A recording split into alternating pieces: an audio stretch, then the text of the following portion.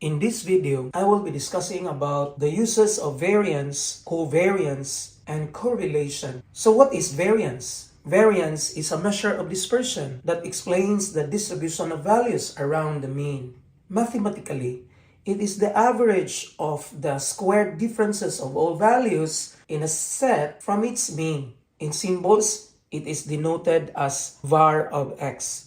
So this variance is a measure of dispersion. It's a measure of variability. It's a measure of scatteredness. How dispersed, how variable are the values around its mean.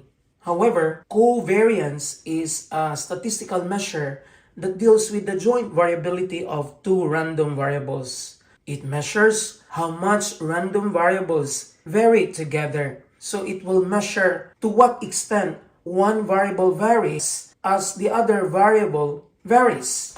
So in symbols, it is denoted as cov of x and y. So both variance and covariance are measures of variability. Both are measures of dispersion. Both are measures of scatteredness. The only difference is that variance is just a measure of variability of one single set of values, while covariance is a measure of variability of two variables taken from the same group of subjects. So it's a paired variable, and you want to know how one varies as the other variable varies. On the other hand, correlation is a statistical measure that expresses the extent to which two variables are linearly related. It describes the direction and strength of the relationship between two random variables. In symbol, it is denoted as R. Now, both covariance and correlation measure the relationship between two variables, because the covariance value will give you the idea of how one variable behaves as the other value varies. So for example, if one variable increases, what is the behavior of the other variable? Does it increase or decrease? While correlation is also the same because it measures the direction of the relationship, whether the relationship is positive or negative. When we speak of positive relationship, we mean that there is a direct relationship between two variables, that as one variable increases, the other variable increases also. And when we speak of negative relationship, we notice that as one variable increases, the other variable decreases. So both covariance and correlation measure the direction of relationship. And so when the covariance value is positive, it indicates that there is a positive relationship between two variables. And also computing for the correlation coefficient, for sure, it will give you a positive value. And that indicates also that there is a positive relationship between two random variables. But if the covariance value is negative, then the relationship is an inverse relationship, which means that as one variable increases, the other variable decreases. And as one decreases, the other variable also increases. And for sure, if you compute for the correlation coefficient, the value is also negative, because both covariance and correlation will give you the idea of the direction of the relationship, whether it's positive or negative. However, only correlation can give you the strength of the relationship, because the value indicates how strong the relationship existed between the two variables, whether there is a strong relationship or a weak relationship, because the value of the correlation coefficient is a standardized value of the covariance value. And you learned already from my previous videos that to compute for correlation, you just divide the covariance value by the product of its individual standard deviation values of the two random variables. So you remove the standard deviations of each random variable from your covariance value. And by removing those, you come up the standardized value of the covariance value, which we call it correlation coefficient.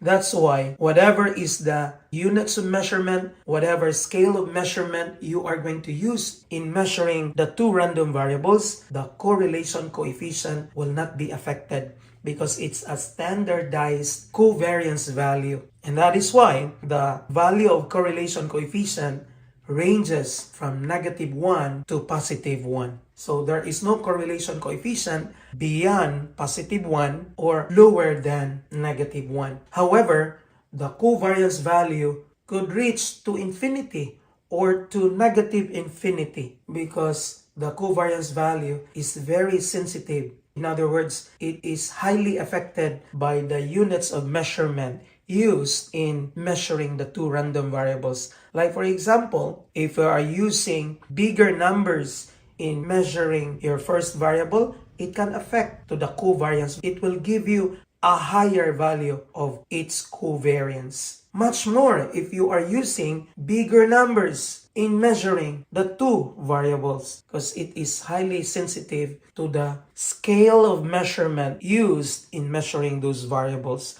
But if you are using smaller numbers in measuring the variables, then it will give you covariance value that is smaller. So that is why the covariance value is very hard to interpret. And that is the disadvantage of interpreting the covariance value. So for the covariance, we just look at the sign, whether it's positive or negative. At this time, I want to invite you to observe the 6 scatter plots here. The first scatter plot is the scatter plot that we've made in the previous video that relates the study time of 6 students to their test scores. And we observe that the variance of the variable x, which is the study time, is 80. And that is the variance around the mean, which is 14. So this is the mean of the variable x. So as you can see, the data points are scattered around this mean of 14 because variance is defined to be the expected value of the squared distances of every value from its mean. And the variance of the variable y is 15.2. That is the average square deviations of the values of y from its mean, which is 85. Because this is the mean. The mean is 85 there. So as you can see, the points are scattered around this mean of 85. Now, look at the covariance value. The covariance value is positive. It's positive 34.2. That means that there is a positive relationship between the two variables because the value is positive. Now take note of this data point here. You can see that in terms of variable x, this is 25, which is a higher value in x. And also, it has a higher value in y because this is 90. So, higher value of x, higher value of y. Now, look at this data point. That data point is having a lower value in x. Also, a lower value in y. So you see, as x gets bigger, the y gets bigger also. But if you have a smaller value of x, the y also is a smaller value. So if that is the case, the relationship is positive. That is why the covariance value is positive. Now, look at the correlation coefficient. The correlation coefficient is also a positive number. It's positive 0.98. So it indicates that there is a positive relationship between these two variables, the time spent in studying and their test scores. So as you spend more time in studying, your scores gets higher. But if you spend little time in studying, you will get lower scores. And aside from the direction, the R value gives you the idea of how strong is the relationship. And because the value is closer to 1, it means that the relationship is very high. There is a very strong relationship between study time and their test scores. Now, I will invite you to focus your attention to this second scatter plot. Now, you see the points are approximating a line that is sloping downward here. So, you see that one. Unlike the first graph that the points are approximating a line that is sloping upward.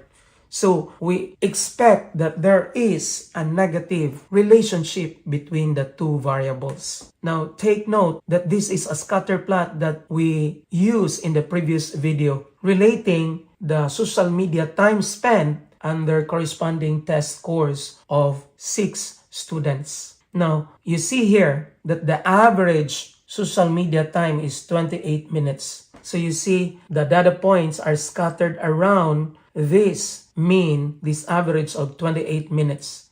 And what is the variance? The variance here is 303.2. That is a measure of how variable are the time spent in social media.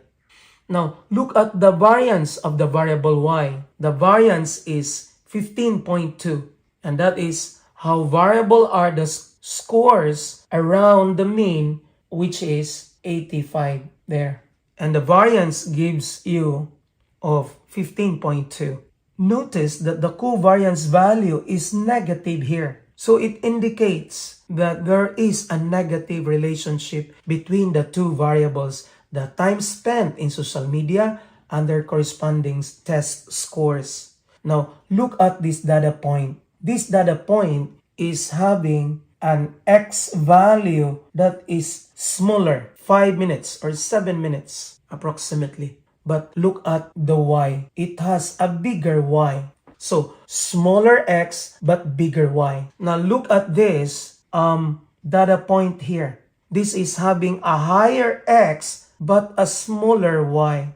And that means that as the time increases, the score decreases. But as the time decreases, the score increases. So if that is the relationship of the variation between the two variables, then the relationship is negative. And it is noticeable because the covariance value is negative. And so with the correlation coefficient, it's negative because the relationship is negative. There is an inverse relationship. And aside from the direction, which can be noticed from the covariance value and the correlation coefficient, which are both negative, which indicates the direction of the relationship, the R value gives you how strong is the relationship. Now, the value is very close to -1. Not really close, but it's moving more than halfway to -1 from 0. So that means there is a high negative relationship between the two variables. So the relationship here is high. There is a strong relationship. While here, there is a very high, a very strong relationship between the two variables. Very high, very strong, but positive. This one, high only, strong only, but negative. Now, I want you to move your attention to the third scatter plot. You notice that the variance of the variable x is 159,200. That is the variance value of the variable x around the mean of 1,440. Now, look at the number. The number is so big. Why? Because your x variable involves bigger numbers in terms of thousands. So that is the dispersion measure of the variable x around the mean of 1,440. Also, the variable y is having a variance of 398. And that is the variability of the variable y around its mean of 72.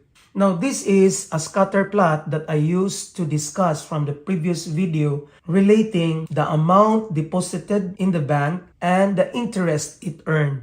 And you notice that the covariance value is positive and it involves a bigger number, bigger than the covariance value of the first and the second scatter plot. Why? Because in the x variable, it involves bigger value. That's what I'm saying previously, that if you are using bigger numbers in measuring your variable, it will give you a bigger covariance value. But we do not look at the value of the covariance, just the sign. And because the sign is positive, we say that there is a positive relationship between the two variables. And that is very clear by this data point that as you get x that is smaller, you got also a smaller y. But here in this data point, you've got an x that is bigger because that's to the right, far right. And similarly, you got a higher y. So for the higher x, you have a higher y. If you have a smaller x here, smaller y there. So there is a positive relationship. And this is also noticeable from the R value. The R value is positive. So both the sign of the covariance value and the correlation coefficient indicate the direction of the relationship. But the value of the R can be interpreted to indicate the strength of the relationship. And because the value is 1, and that is the highest value of the correlation coefficient, it gives us the idea that the relationship is perfect, meaning all the points fall on a straight line. In other words, there is a positive, perfect, linear relationship between the amount deposited in the bank and their corresponding interest it earned. So in terms of R, it has an R value that is highest, which is positive 1. So that's why the relationship is perfect. And it's followed to almost perfect, which is noticeable here in our first scatter plot because the value of the R is 0.98, closer to 1. So the points are almost falling on the straight line. But if your R is a little bit farther from 1, the points are scattered around this straight line. But still, the points approximate straight line. Now here, I have another scatter plot, the fourth scatter plot here. And this is relating the experience in terms of months under job satisfaction. And you see here that the average months of working is 30 months. And the variance is 350. So that's the variance of the work experience in months. And the variance of y is 7.2 from the average of 4. 4 is the average value of the 7-point Likert scale used in assessing their job satisfaction. 7 is the highest, 1 is the lowest. So we see here that the average job satisfaction rating is 4 and the variance is 7.2. That's how these 6 points varies from the mean of 4. Now, you notice that the covariance is 0. What does it indicate? It indicates that there is no covariation between the two variables. Why?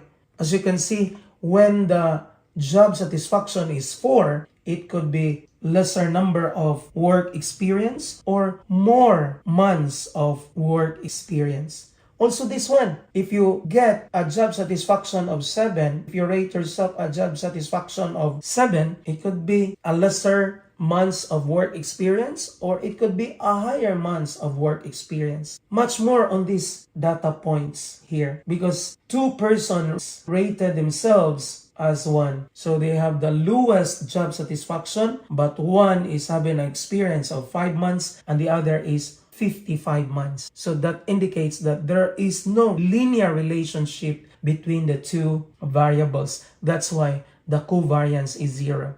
And this is our example we used from the previous video relating the work experience in terms of months and their job satisfaction, which we use the 7-point Likert scale in assessing how satisfied they are in their respective jobs. Now also notice that the correlation coefficient is 0. It means that there is no relationship between the two variables, the work experience and their job satisfaction. So you can be less satisfied, but your work experience can be smaller or higher. So there is no linear relationship here. Maybe there is a relationship because it approximates like a curve opening downward, but correlation and covariance is a measure that would indicate a relationship which is linear. So there is no linear relationship between the two variables there. Now at this point, I would like to invite you to the fifth scatter plot here, which I used as an example in the previous video, wherein the variable x is constant. It does not vary. They are not varying from the mean of 17. It's constant. That's why the variance is 0. But the y is having a variance of 15.2 because the average is 85. And look at there. The data points are varying from the mean of 85. And how variable? The variance is 15.2. That is the average square deviations of these y values from the mean. Now, look at the covariance.